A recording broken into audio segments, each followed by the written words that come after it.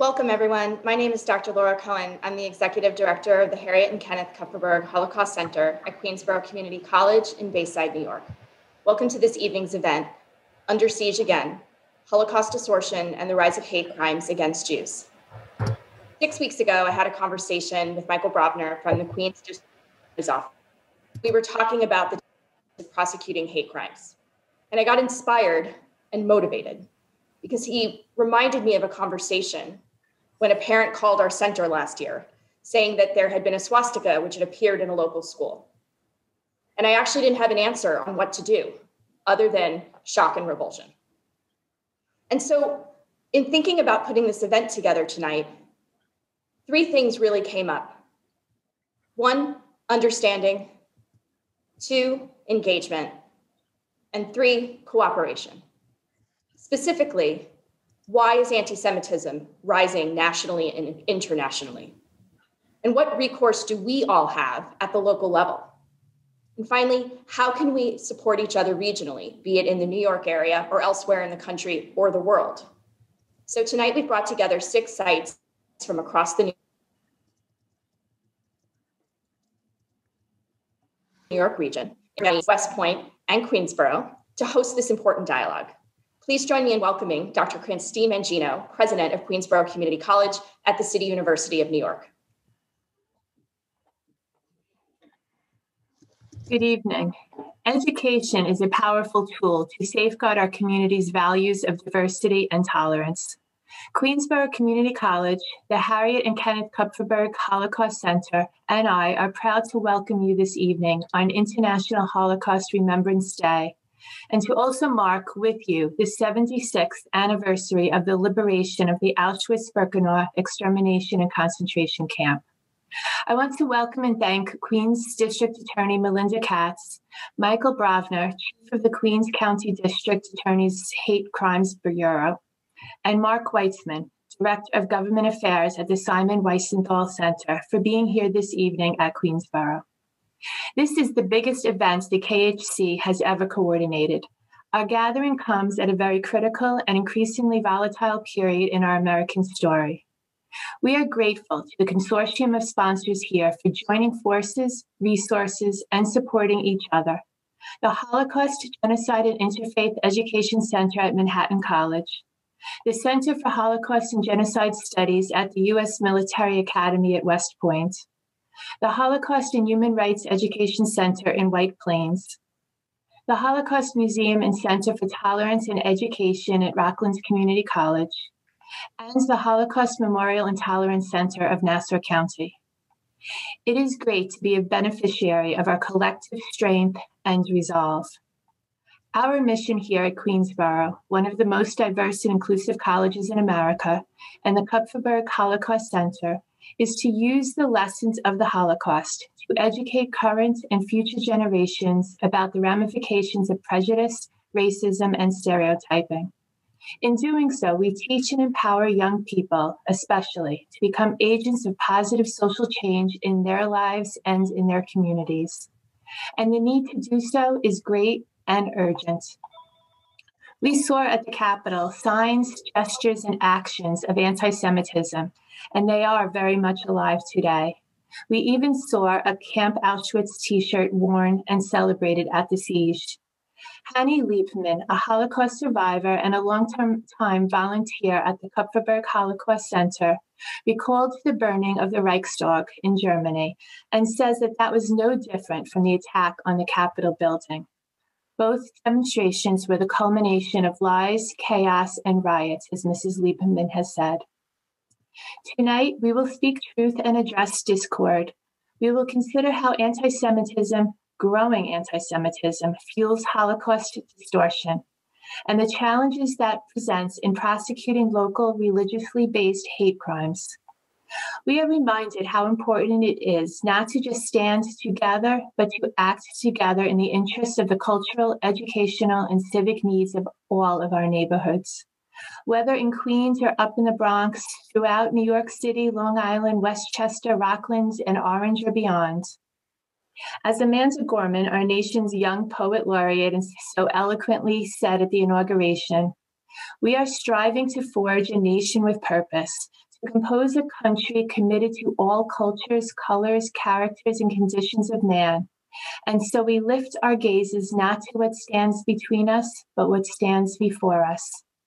At Queensborough's Kupferberg Holocaust Center, we come together, students, survivors, and community members, to learn through and with our hearts, minds, and actions. And we share that mission with you this evening. So thank you for joining us. I am looking forward to our conversation, to being with you and learning and doing more together. It's now my honor to introduce Queens District Attorney Melinda Katz. Melinda frequently says that justice must always look the same, no matter how we look, what we believe, or who we are. Welcome, Melinda. It's so nice to be involved in this event tonight. I do want to thank the Kupferberg Center. I want to thank all that are involved, the Simon Wiesenthal Center, everyone that are representing different organizations throughout the country. Really, they care deeply about the remembrance of the Holocaust. We are in a new generation. It's interesting because I'm probably one of the last generation of my age. I grew up in a world that didn't know a world without Israel. I grew up in a world where, it was a common conversation at every table. What happened, the number of people that died, the number of other people that died in addition, the 11 million. And so, it is amazing that we continue to do these events as we remember the Holocaust and as we remind not only ourselves the importance of standing together, standing up for each other. And in a world where the younger generation didn't live through it and may not have had the conversation at their dinner tables with their aunts and their uncles and their grandparents. I think it is so important that we continue to do these events. I also want to point out in a world in which, we just had a national conversation as a result of George Floyd's killing, where people really were standing in the streets, protesting with one another. I myself was doing Occupy on park corners so that shooters would understand that, they didn't own the streets. And then we had the protests that were happening. And we were all standing up for one another, I think, during that time. It's an important dynamic to remember why that is so important. When I became the DA a year ago, we did not have a hate crimes bureau. We had a hate crimes bureau that was in conjunction with a gangs bureau. As many of you know, even just intrinsically, that they are extremely different crimes. They do not have the same investigators. They won't have the same ADAs. They don't have the same issues that happen. And it was important for me to have someone who was experienced to make sure that should there be hate crimes in the borough of Queens County, that someone was there who had that experience, who had that caring, and who was able to sift through issues to make sure that we were holding people accountable for those crimes. And so I know Michael Brovner is on this call. He is the Bureau Chief of Hate Crimes. My Chief Executive, I believe, is also on this call, Chief Assistant Jen Nyberg. And so, to everyone that is here on this Remembrance Day, it is good work that we do to remind us every year of the importance of those, remembering those that died, the importance of standing up for one another, the importance of making sure that the next generation learns from the experience of the previous one. And I thank you for allowing me to just be a very small part of this. But more importantly, I thank the organizations that are on this Zoom for doing the work that you do day in and day out for our communities. Thank you. Thank you so much. So now what we'll do is we'll begin the event to get into the conversation. And we'll first have Mr. Weitzman present, followed by Mr. Brovner. Then we'll have a dialogue and go into questions and answers. We've disabled the chat for security purposes, so please be sure to submit your questions via Q&A. And now I'd like to introduce formally Mr. Mark Weitzman. He is Director of Government Affairs for the Simon Wiesenthal Center. He's a member of the official U.S. delegation to the International Holocaust Remembrance Authority, the IHRA, where he chaired the Committee on Antisemitism and Holocaust Denial, and is currently chairing the Museum and Memorials Working Group. He was the architect of the IHRA's adoption of the working definition of antisemitism, which is the first antisemitism with any formal status, and he was also the lead author on the IHRA's working definition of Holocaust distortion and denial. Mr. Weitzman is a participant in the program on religion and foreign policy for the Council on Foreign Relations, served as a member of the advisory panel of experts on freedom of religion or belief for the Organization for Security and Cooperation in Europe, as the often referred to as OSCE, and co-chaired the working group on international affairs of the Global Forum on Antisemitism. He currently serves as the vice president of the Association of Holocaust Organizations. Please join me in welcoming Mark Weitzman. Thank you very much, Laura. And thank you, and I'm honored to be here with DA Katz and Dr. Mangino is hosting this and really created a wonderful structure in Queens that I think could be a model of community engagement and educational engagement that I hope many others will draw strength from and carry forward. So thank you very much for the invitation and for your participation in this program. I want to begin, before I begin my formal remarks, actually I should mention I also want to thank all the other institutions, the 5 institutions that have come together in this consortium as well. So thank you very much for that. I want to begin my remarks by stressing that although we're talking about Holocaust distortion, although we're talking about anti-Semitism, the reality is we're talking about people, because those ideologies, those actions have impact on people directly, which is why I was really glad to hear DA Katz's remarks about the unit interacts directly with the community. We're not talking about abstractions. And I think on today, January 27th, the day of the liberation of Auschwitz, and it's an extraordinary, I was there last year in Auschwitz for the 75th anniversary of the commemoration, and it's an extraordinarily emotional place and event to go through. But I just, again, can't stress enough that the impact is on the individual, and that's what we need to remember as we have this discussion. So I want to, and again, reference was made, Dr. Mangino made reference to the recent insurrection at the Capitol, where you saw a man in a Camp Auschwitz hoodie, and I don't know how many of you saw afterwards, but a week after, when Nancy Pelosi, the Speaker of the House, gave her remarks in which she called for a review of the events, she focused on this one image. And if you had a chance to watch the video of it, I didn't want to take the time to put the entire video clip on, she was visibly shaken. Her voice was quite emotional in her reaction. And it struck me that the Speaker of the House, a veteran politician who's seen everything and done it and been exposed to everything, why was this specific image the one that she called out and spoke so directly and had such an impact on her? And I think it was because she recognized that the symbol was not only an attack on Jews, but it was an attack on certain core values that are the basis for American and Western liberal democracies. The Professor Yehuda Bauer, who's considered the dean of Holocaust and genocide scholars in our lifetime, has pointed out that the central Nazi motivation for World War II was the hatred of Jews. That was underlay all their other approaches. There's a memo from Hitler directly where he discusses that pre-war and speaks specifically that's the pretext, that Lebensraum, the drive for land, etc., was all a pretext because of the hatred of Jews who would control the world under the guise of communism. So not just the 6 million Jews, but the reality, the minimum 30 million other civilians, victims during World War II were killed and murdered because of the Holocaust.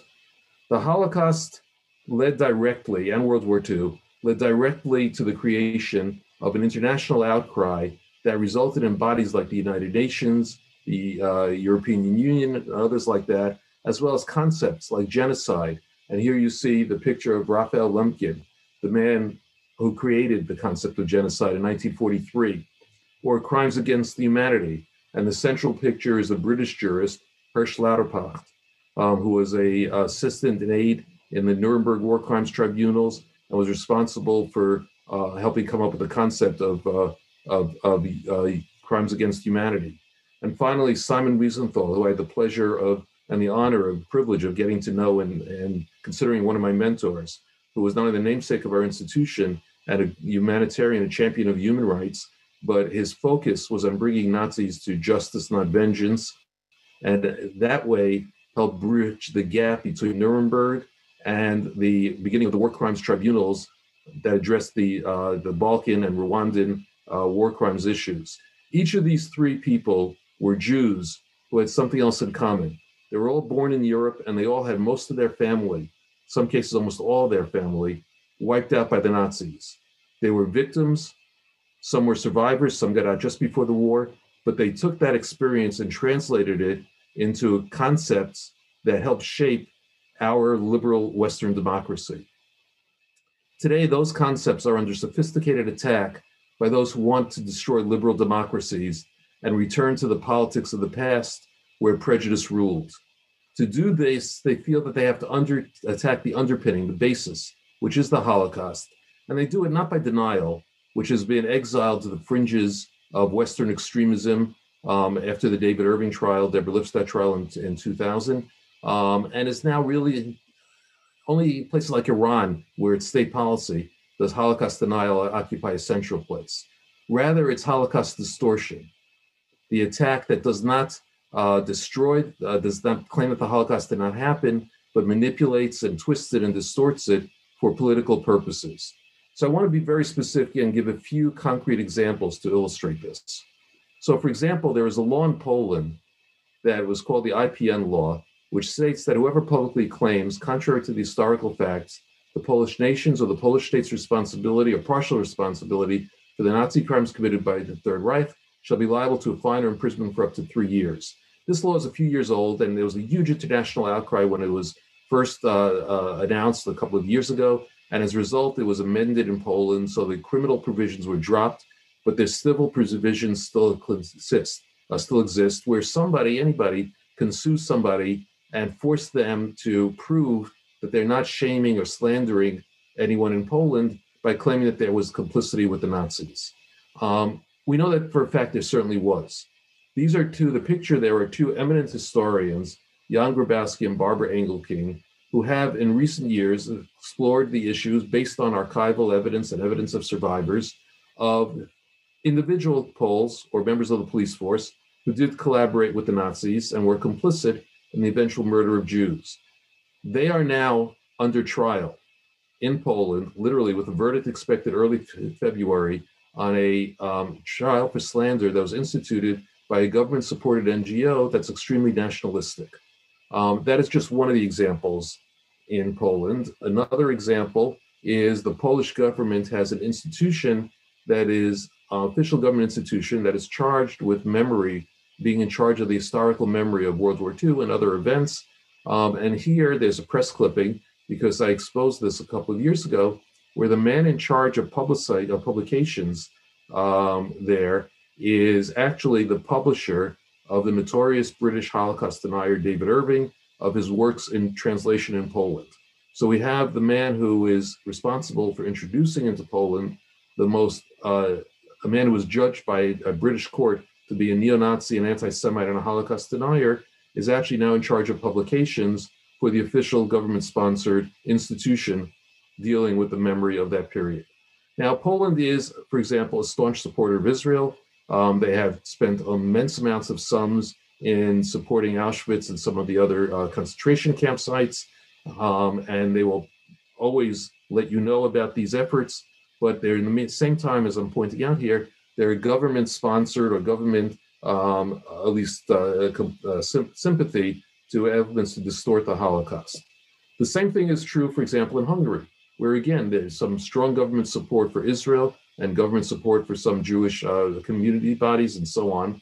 But here we have a picture of a poster with a man on it, and that man was the jurist and historian who, as a member of the Hungarian government in the World War II era, introduced the Hungarian version of the Nuremberg laws to Hungary, the laws that disenfranchised Jews in Germany and stripped them of their civil rights. He introduced those laws in Hungary, paving the way for the deportation of approximately 500,000 Hungarian Jews, 400,000 to 450,000 Hungarian Jews who were later murdered. The announcement of that led to a protest. Here's the protest. The Hungarian government backed down, but this is part of a process where the Hungarian government has announced certain actions that fall under Holocaust distortion and sometimes back down and sometimes not. The next one is a writer, Albert Voss. You'll see a little bit more about him in a second, whose works were reintroduced into the Hungarian national curriculum. Voss was an anti-Semite whose most famous story was actually posted by the neo-Nazi site Stormfront. Stormfront was the first neo-Nazi site run by David Duke's best friend in many ways, and they republished it and reposted it. And yet Voss's works there was a day of commemoration, of celebration of his work in New York at Hungary House. And when the then Hungarian Consul General was reproached about it, I was one of the people involved with that, he's saying that they have to respect the sensitivity of those who applaud the patriotism and literature of Albert Voss. So in other words, even when offered an opportunity for the Hungarian government to disassociate themselves from this works, he refused to accept that opportunity.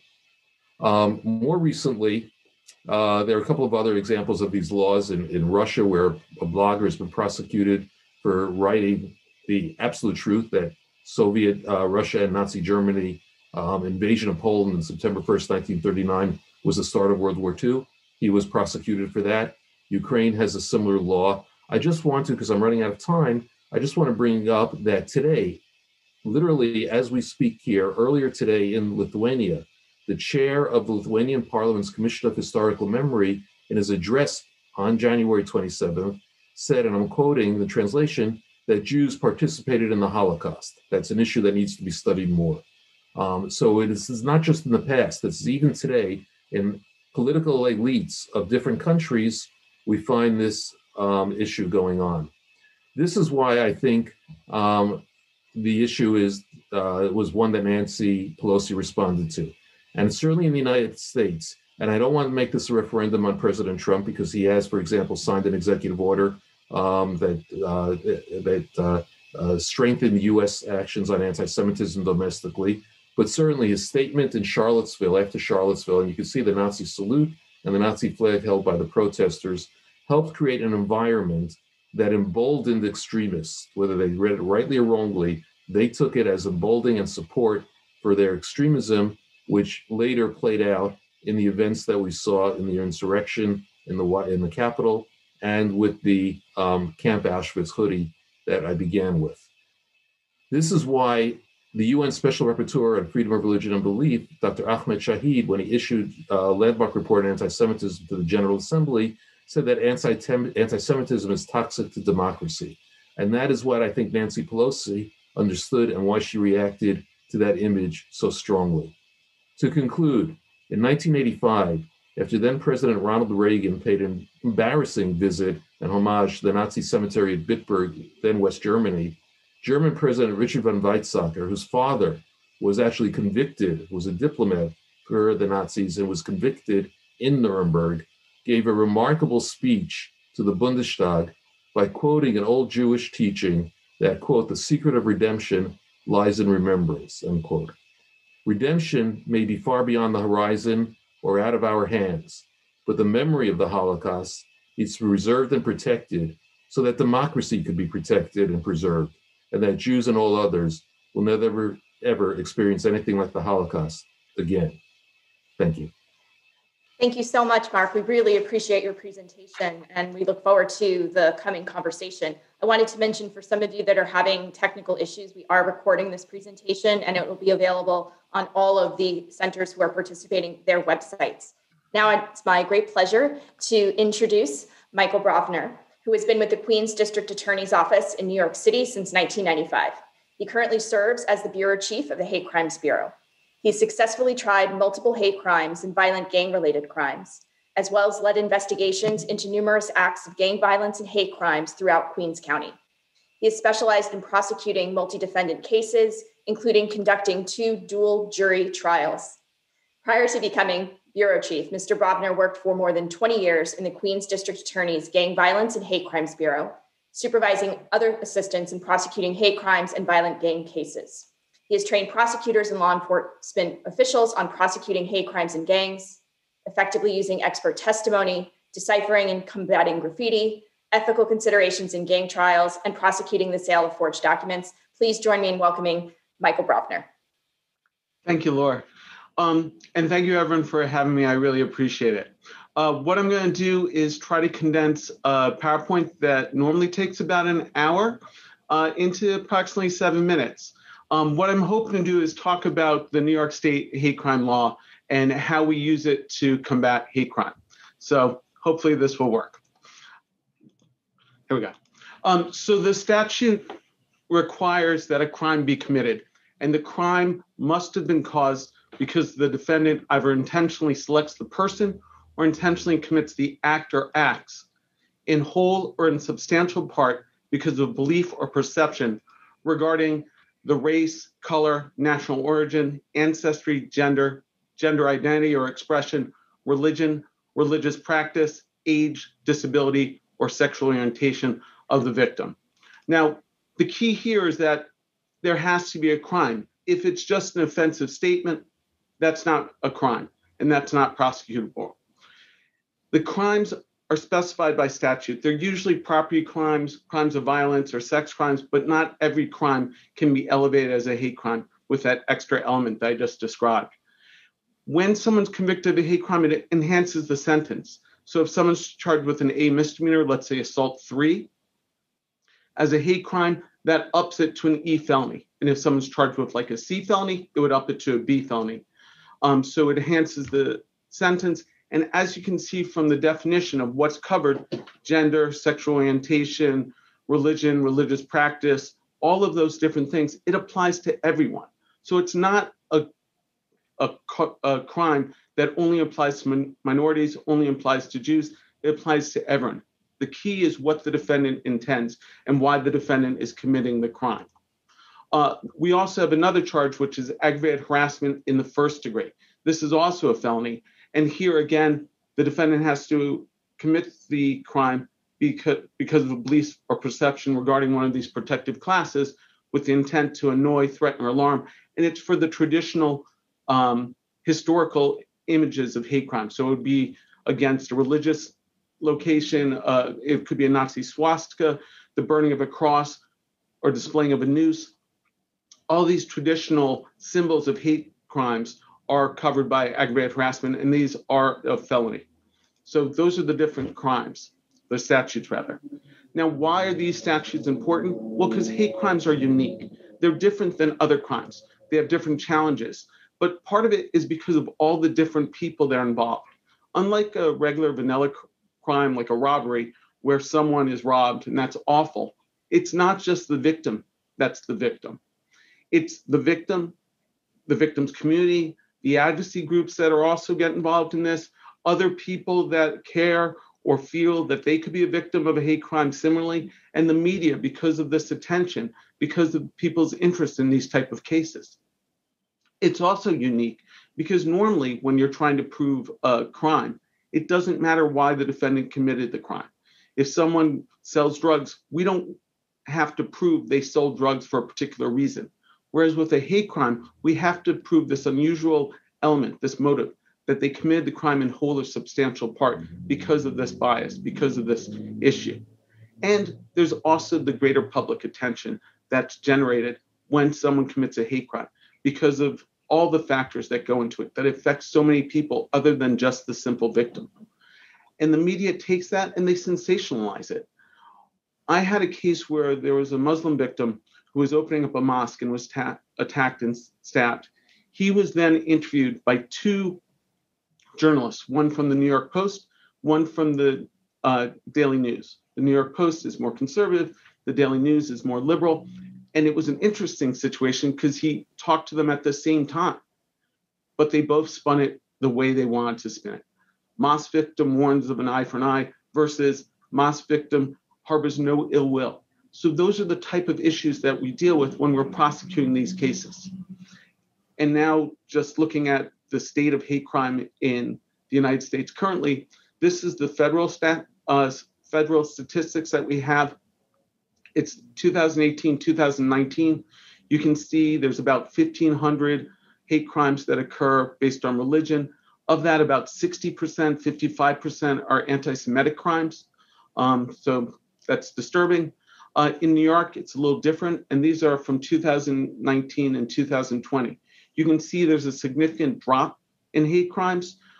That's probably because of COVID, but the percentage of hate crimes that are anti-Semitic are still about the same, about 85 to 90%.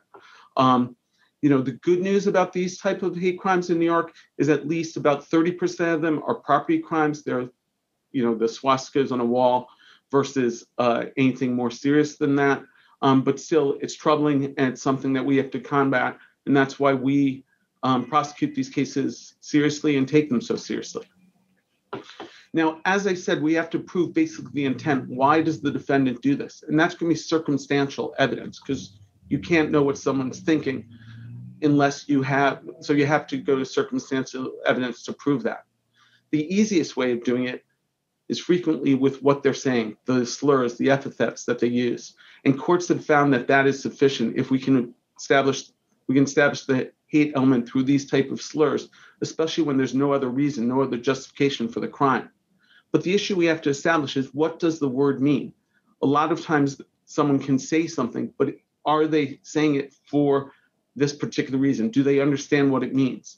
This was a case that happened in Manhattan, and the defendant in this case did the swastika, wrote Nazis on a fire department ambulance. It seems like it's a hate crime. But in this case, what he was actually saying was these guys were fascists, not Nazis, not anti-Jewish at all. He had some psychological issues and basically blamed them for making it hard for him to sleep because they kept making noise. So you have to look beyond just the words and see what's motivating, what's causing the defendant to commit the crime. Another thing we can use is location, houses of worship. That can be how we establish that this crime that the defendant committed was a hate crime. Also, gay pride parades, gay bars. These are all things that we look to establish what the motive was, why the defendant committed this particular crime. Another thing that's really important is the statements that the defendants make. Sometimes this is the most damning and powerful evidence because it really reveals the defendant's motive, his racist thinking or her racist thinking. And when you think about it, a lot of times the defendants feel justified because they think that everyone should understand that this person is disgusting. It's not really a person, it's an animal. And that's why he's justified in doing the crime he did.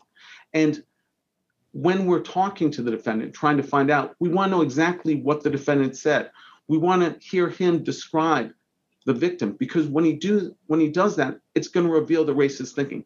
How did you know the person was Jewish? How did you know the person was Muslim? How did you know the person was gay? All those things are going to come out and let you understand why he committed this crime. We had a case from 2005. The defendant was known as Fat Nick Minucci.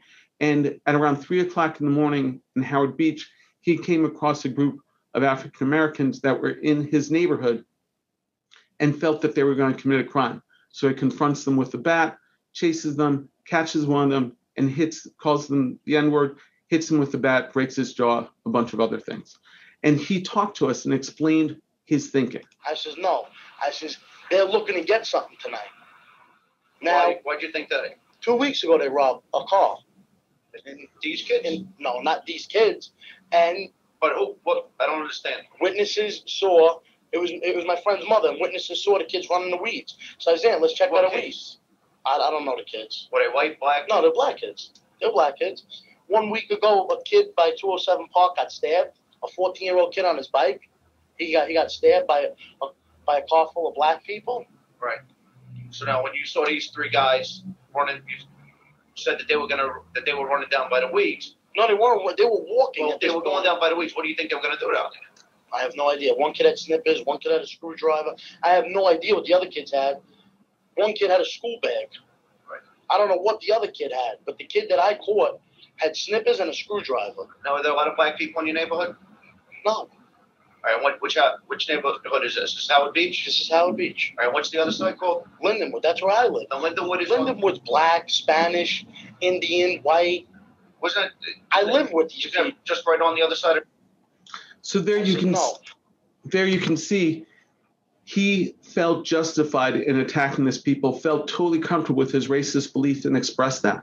Another thing we can use is we can use expert testimony. And I see I'm running out of time, so I'll quickly wrap it up here. And these experts can then explain and educate the jury on what certain terms mean, what certain symbols mean. And we can use this expert testimony to explain what would be a seemingly irrational random crime and frame it as it is, a hate crime. So thank you for your time and look forward to the questions. Thank you so much, Michael. We really appreciate your taking us through a lot of the nuances of hate crime. And Mark, I would like to bring you back into the conversation. And I guess my first question is, Mark, you focused on the trends internationally of anti-Semitism and why that is so pernicious. And often we talk about anti-Semitism as the longest hatred. And Michael, you're talking about the nuances and intent behind people who are accused or prosecuted or not for committing hate crimes. And I'm wondering, and we start to look at balancing the international and national and the local, is there something that sets apart anti-Semitic acts of hatred from other hate crimes? Who's going first on that one? You can go, Mark. Okay, well, so first of all, I'm going to say that, well, I did focus on the international to a certain degree, but also, obviously, I brought some recent American incidents in, is that in a certain sense, especially in an age of social media, maybe we'll talk about that a little bit more going down, there are no borders. People are getting their information, getting fed and misinformation, particularly and propaganda, particularly through social media, and it feeds into it. And we have documented cases of members of violent anti-Semitic groups in the U.S., what used to be Atomwaffen or the base, et cetera, training with neo-Nazi groups in Europe, for example, in Ukraine and Sweden and so on. And I'm talking about within the last 6 months and a year.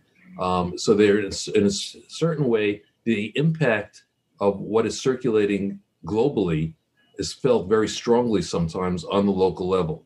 And these are groups that have been linked to murders in the United States over the past few years of Jews, of gay Jew in a certain case. So that's an issue.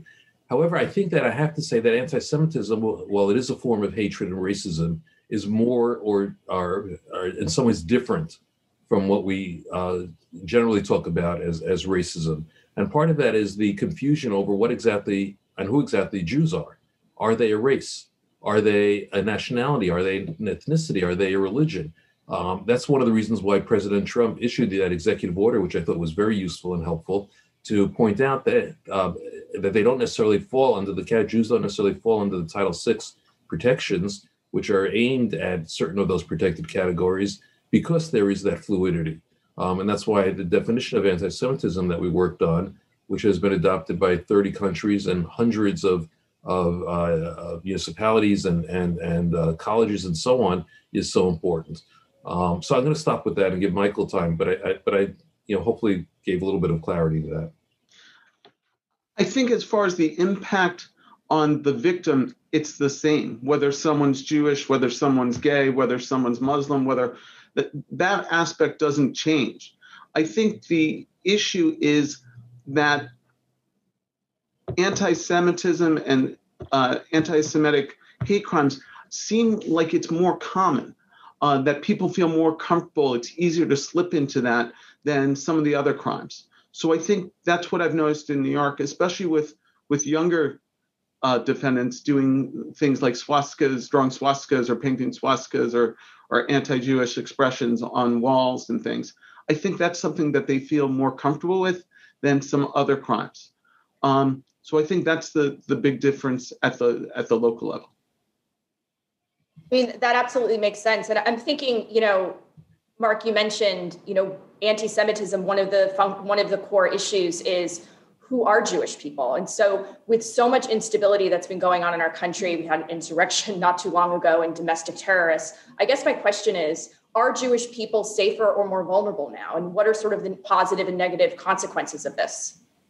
Look, I think that the statistics that Michael showed make it clear, along with the unfortunate anecdotes that we can think of, whether it was the shooting in Pittsburgh at the Tree of Life Synagogue, which was the worst act of violence of mass murder of Jews in American history, the Jersey City killings and so on. There is certainly a sense now where Jews are much more exposed and much more vulnerable and are being targeted more than there had been previously. But I'm also an historian, and I have to say that anti-Semitism is part of the warp and woof of American society. We're New Yorkers, those of us who are New Yorkers. And let's go back to our history. Peter Stuyvesant, the man whose namesake, of elite high schools and so on and so forth, was an outright anti-Semite who wanted to keep Jews out of New York. He had to be overruled by his bosses. He also was a slaver.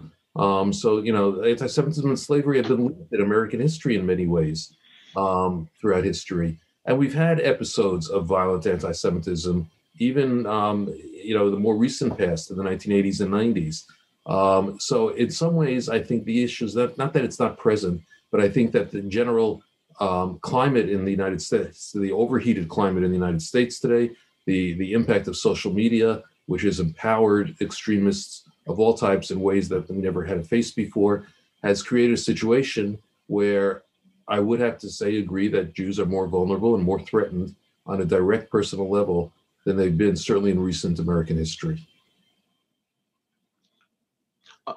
On the bright side, I think because of what's happened, a lot of Jewish targets have gotten harder. There's been a lot of efforts to combat that, make like temples and synagogues safer. And I also think that Jews as a whole are better at reporting hate crimes than some other groups. So I think our ability to prosecute those type of crimes is stronger. So that's on the pro side, though I hear what Mark's saying. Well, and I think it's also interesting because I'd like to move the conversation a little bit towards social media. In the past, I think 24 hours, and Mark, you'll know better, there was an announcement that I think that there's a new search feature on Facebook. And some of the conversation is it's great that this was done, but then there's a question about whether or not this will be historically accurate. And so, how do we combat anti-Semitism on social media and the internet, both locally and internationally and across our country? That's a huge issue and a huge problem. And again, I've been kind of deeply involved with that and working with Facebook there directly on this issue. So the good news, and I do think there is some good news on some of these things. One is that Facebook led the way, I think, to a certain degree. Google has followed more with more difficulty and so on. But I think they began to take steps in the past couple of year or two, to begin to face up to the problem. Facebook created a civil rights audit team, which did not deal only with anti-Semitism or Holocaust denial, but larger issues. And they've had ongoing contact with the international, with Jewish community representatives. And they have announced, and this has been in the works for quite a while, this button linking to a sort of a rebuttal site or a site giving the facts about the Holocaust. It probably needs to be strengthened a little bit and fact-checked a little bit, but it's a good idea. It's going in the right direction. And clearly, the recent events have forced and pushed places to, the big tech social media companies to take more action on extremism in general, not just in this category.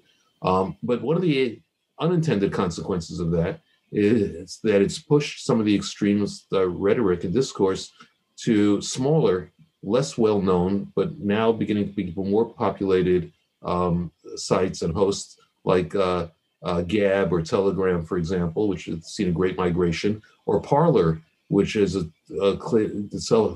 total sort of free speech space that has had a significant movement of conservatives, legitimate moderate conservatives or mainstream conservatives, moving on to Ted Cruz and others, and yet at the same time has allowed some really extreme bad guys to be out there as well.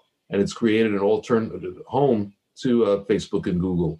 So I think we're not calling for censorship. I don't think anybody wants, as far as I know, and I would reject personally, any attempts for government interference and censoring and limiting First Amendment rights. But there are ways where pressure can be put on these groups, which is what they're feeling now, that to live up to their terms of service frequently and generally, almost usually, bar hate speech and extremist acts. So we're looking at marginalization, which is very difficult in the world of social media, but there is movement on it finally. Michael, would you like to jump into that, or? There's unfortunately, legally, there's very little you can do, because there's even, if the threat isn't legitimate and there's no risk of bodily harm, imminent bodily harm, then there's very little we can do. So it's one of those things that'd be great if we could fix it, but it's very difficult. I hear you. And, to reflect, our center from an international perspective has been harassed in terms of people who are focused on distorting the Holocaust. Many of the other sites that are part of this event have also experienced anti-Semitic swastikas and other anti-Semitic attacks that have happened. I wanted to introduce Dr. Manaza Fredy. She's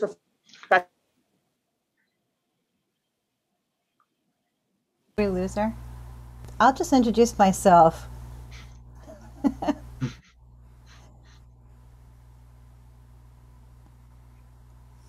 Okay, hi everyone. Welcome. This is fantastic, Michael and Mark. I've been looking at the questions, and I have a lot of questions myself. By the way, I'm Dr. Fredy from the Holocaust Genocide Interfaith Education Center at Manhattan College. So I welcome all of you. I'm one of the partners. And so I just wanted to say a couple of things about both of your, stellar presentations. But the first thing was, this question of language and symbols and epithets, right? So this idea that language somehow has no power. But as we know, rhetoric is very powerful. We know that because tonight we're looking at Holocaust Remembrance. We look at Hitler's speeches. We look at other Mussolini's speeches, Stalin's speeches. So there's something very uncanny about not taking action when there's hateful rhetoric. Now, that's the first thing that I observed. And the second thing is, how do we criminalize hatred when we are actually looking at social media, which is constantly talking about anti-Semitism, racism against our Black brothers and sisters, anti-Muslim sentiment. I'm a Muslim, so I understand that that's also a big force. So the question is, how do we criminalize this? Or do we do what Canada does, right? That you can't have hate speech. So either Mark or Michael. Well, Michael, I'll let you start. Okay, cool. Well, what I would say is that the hate crime statute addresses this by saying there has to be an underlying crime. And you could have offensive words said, which is awful, and those should be reported, but that's something that could hopefully be dealt with civilly. Like if someone's refusing to serve you and calling you names about it, then that's something that the city can look at and find the business. But it's not something that should be criminalized.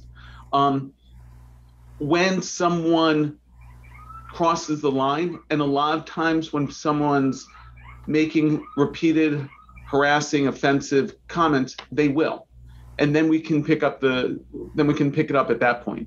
But people are allowed to be awful people. They're allowed to make disgusting, repulsive statements, as long as it's recognized as such, and then hopefully people will be repulsed by them, and they'll lose power and lose the support of other people. And hopefully we can take care of it that way, especially if we react by pointing that out and saying it's no good.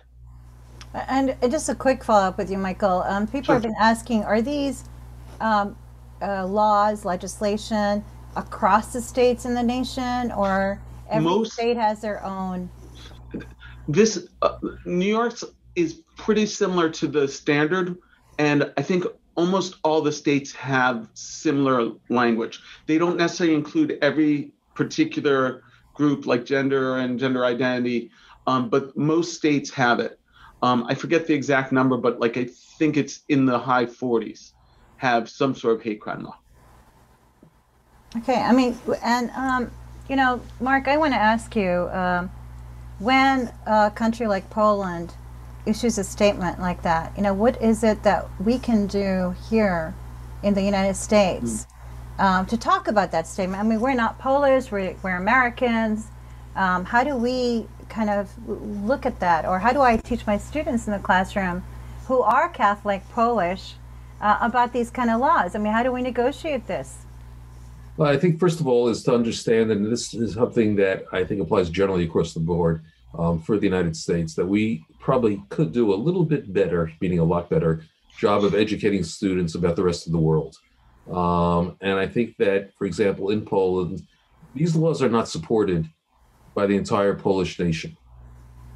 They may be supported by the Polish government, they may be supported by an element in Poland, but Poland is still the same country that during World War II had the only organized national organization devoted to the rescued Jews, an organization called Żegota. No other occupied government or country under Nazi rule had that kind of a widespread national organization.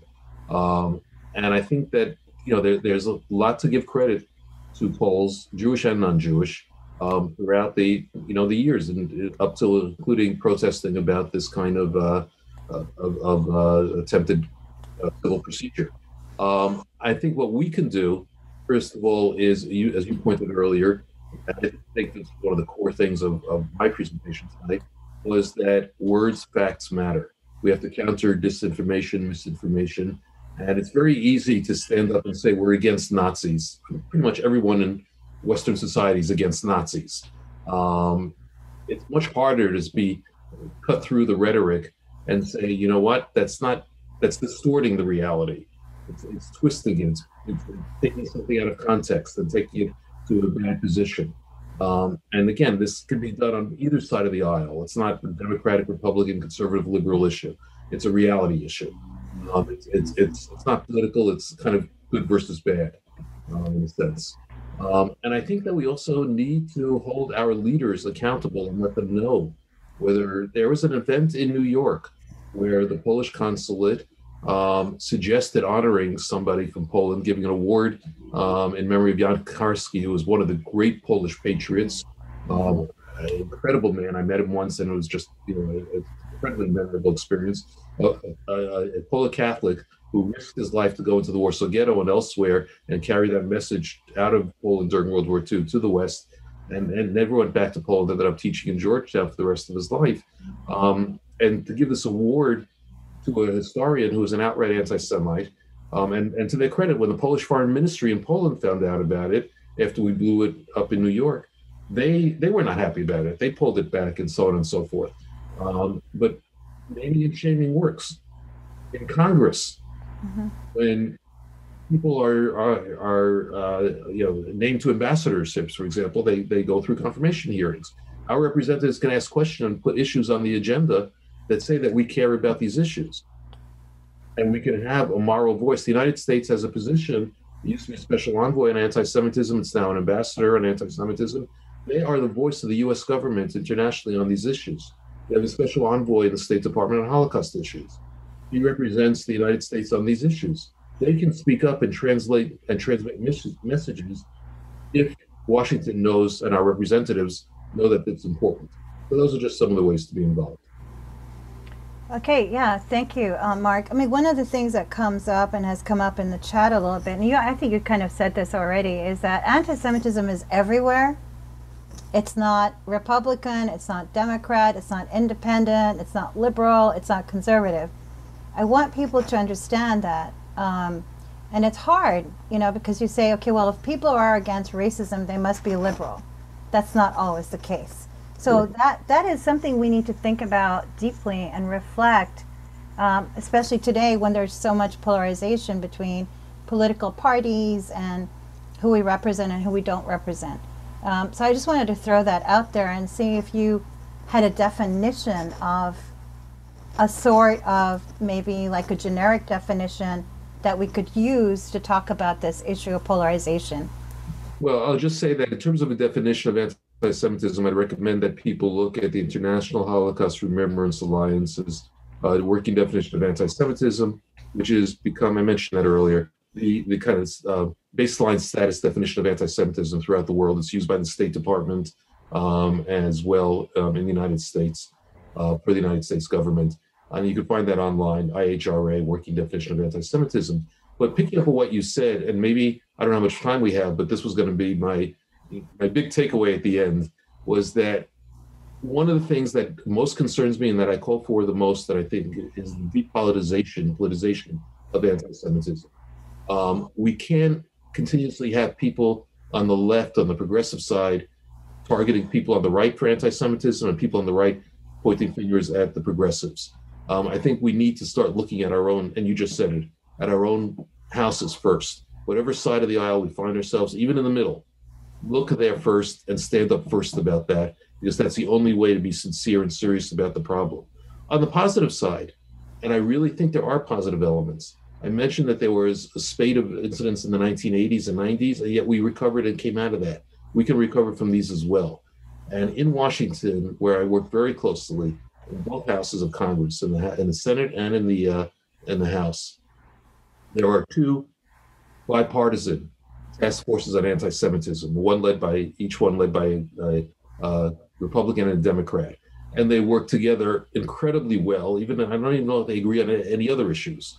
These people work together, come across the aisle, and they do phenomenal work. And to me, it's one of the most encouraging things in the climate in Washington that we have, that they've been flourishing for the past few years. And I hold them up as a model of positive engagement. And I think between the accountability that we can demand of our leaders, the toning down the rhetoric in general, caring about misinformation, politicization, and so on, these are the ways forward that we can really make a big difference. Okay, great. Thank you, Mark. Michael, do you want to say a few words to the audience? I mean, I have a lot of questions. There's nothing better than following Mark after he does a statement like that. Wow. I would just say that, when I think about combating hate crime, the thing that's critical is just reporting. If you see a hate crime occurring, you got to call, even if you're not the victim, just stand up for whoever the victim was. Call 911, let them know what's happening. If you're not sure whether it's a hate crime or if it's just someone spouting off, still let the police know so that they can respond. And even if they respond and it's not a hate crime, it's going to calm things down. And hopefully by doing stuff like that, we can make the world a safer place and just get everyone together and get rid of the hate. Thank you so much, Mark and Michael. And let us not forget it's Holocaust Remembrance Day today. And that, I tell my students all the time that teaching genocide and the Holocaust, you realize that racism is what leads to this kind of killing. And we have to be very careful how we think about each other at a time like this. So thank you from the Queensborough Community College. I think we lost Laura, but she's back? Yeah, I'm here. Okay, where are you? I think I'm on the other side of the screen somewhere. There you are. So I was just going to thank everyone. Go ahead, Laura. We had a glitch. We prepared for that glitch. It's not a day during the pandemic when someone's Wi-Fi doesn't go out. So I wanted to thank you, Michael. Thank you, Mark. Thank you, Manaz. Thank you to Dr. Mangino. Thank you to DA Katz and all of the centers who co-sponsored today, including Manaz's center, the Holocaust, Genocide, and Interfaith Education Center at Manhattan College, the Center for Holocaust and Genocide Studies at the U.S. Military Academy at West Point, the Holocaust and Human Rights Education Center in White Plains, the Holocaust Museum and Center for Tolerance and Education at Rockland Community College, the Holocaust Memorial and Tolerance Center of Nassau County, and the Harriet and Kenneth Kupferberg Holocaust Center here at Queensborough Community College. Stay safe. Be well, everyone. Thank you. Thank Thanks, you. everyone. Take care. Thank you. Great to see everybody.